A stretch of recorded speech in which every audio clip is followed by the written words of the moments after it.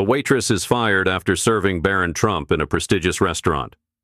Adrena Blackwood never imagined that a simple act of kindness would cost her the job she'd held for 7 years at the Golden Laurel, one of Manhattan's most prestigious restaurants. But as she stared at her trembling reflection in the restaurant's gleaming bathroom mirror, mascara streaking down her cheeks, she couldn't help but replay the moment that had sealed her fate. The moment when she'd chosen compassion over protocol, humanity over hierarchy, and in doing so, apparently committed an unforgivable sin in the eyes of the restaurant's ruthless management. 24 hours earlier, it had been just another busy Friday evening at the Golden Laurel, where crystal chandeliers cast diamond-like reflections across hand-painted silk wallpaper, and where dinner for two could easily exceed the average New Yorker's weekly salary. Adrena had been expertly navigating between tables, her practiced smile never wavering as she served the city's elite. That's when she noticed him, a tall, lanky teenager sitting alone at table 12, his designer hoodie pulled low over his face, shoulders hunched as if trying to disappear into the antique leather booth. Even without the Secret Service agents discreetly positioned nearby, Adrena would have recognized Barron Trump. At 17, he'd grown into his father's height but carried himself with his mother's elegant reserve. What caught Adrena's attention, however, wasn't his identity but his obvious distress. His eyes were red-rimmed, his fingers nervously shredding the corner of the expensive linen napkin. "Good evening, sir," she'd said softly, approaching the table with the quiet grace that had made her one of the Golden Laurel's most requested servers. "Would you prefer still or sparkling water to start?" Barron had looked up, startled, as if he'd forgotten where he was. Just tap water is fine," he'd mumbled, his voice thick with emotion. It was a response that would have earned a subtle sneer from most of her colleagues. Nobody ordered tap water at the Golden Laurel, especially not someone from one of the wealthiest families in America. But something in his vulnerable expression reminded Adrena of her own teenage son, Phoenix, and the struggles he'd faced after her divorce. Breaking every rule in the restaurant's meticulously crafted service manual, Adrena had slid into the booth across from him. "You know," she'd said conspiratorially, "our chef makes the world's best hot chocolate. It's not on the menu, but I have it on good authority that it can cure almost anything." For the first time, Barron had truly looked at her, surprise replacing the sadness in his eyes. "Hot chocolate? Here. With house-made marshmallows," she'd confirmed with a wink. "And if anyone asks, we'll call it a deconstructed cacao-based beverage experience. Very sophisticated." That had earned her a genuine laugh, transforming his face from troubled teen to carefree kid. Over the next hour, between serving her other tables, Adrena had kept Barron supplied with hot chocolate and casual conversation. She never asked why he was alone or why he'd been crying, but she'd shared funny stories about Phoenix's adventures in high school theater and her own embarrassing moments as a rookie waitress. By the time he left, Barron's shoulders had straightened, and a hint of a smile played at the corners of his mouth. "Thank you," he'd said simply, leaving a generous tip that Adrena would later learn was the least of his gestures of gratitude. What she didn't know then was that Leopold Kensington III, the Golden Laurel's owner, had been watching the entire interaction with growing fury.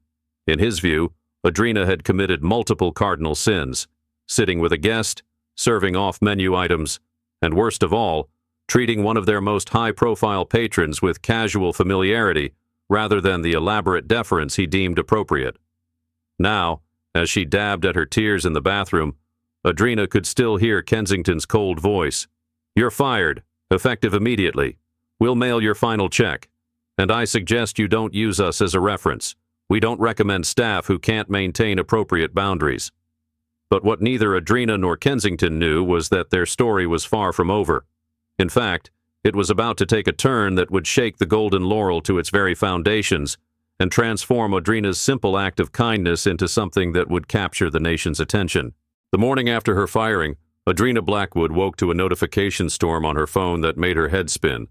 Her social media accounts were flooded with messages, her voicemail was full, and news vans had somehow discovered her modest apartment in Astoria, Queens. Even her son Phoenix's school had called to say reporters were asking questions about her. The cause of this sudden media frenzy became clear when she opened Twitter to find Barron Trump's post trending nationwide. Last night, a waitress at the Golden Laurel showed me more kindness than I've experienced in any restaurant in years, his tweet read. Today, I learned she was fired for treating me like a human being instead of a celebrity. This isn't right. Justice for Audrina. What followed was a detailed thread describing their interaction, including how Audrina's compassion had helped him through what he revealed was an particularly difficult evening following a heated argument with his father about his future college plans. The thread ended with a bombshell. The Golden Laurel claims to serve the elite, but they just proved they don't understand what true class looks like. A real Donald Trump thought you might want to know about this. Within hours, the elder Trump had amplified his son's message to his millions of followers, adding his own characteristically fiery commentary. The Golden Laurel, terrible treatment of their employees. Fired a wonderful woman for being kind to my son. Bad business. Many people are saying we should boycott. Maybe they're right. Leopold, Kensington. The Third's day was rapidly descending into chaos. The restaurant's phone lines were jammed with angry callers.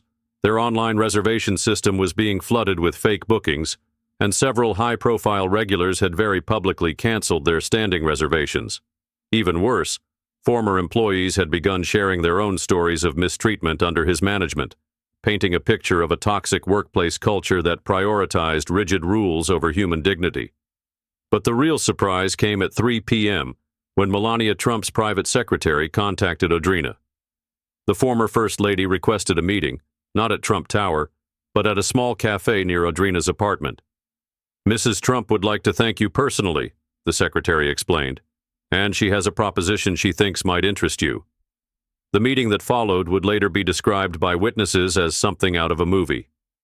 Melania arrived without fanfare, dressed elegantly but discreetly, and embraced Audrina as if they were old friends.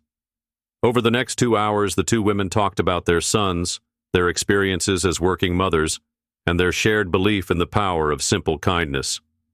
"You know," Melania said, stirring her espresso thoughtfully, "Barron told me everything about that evening.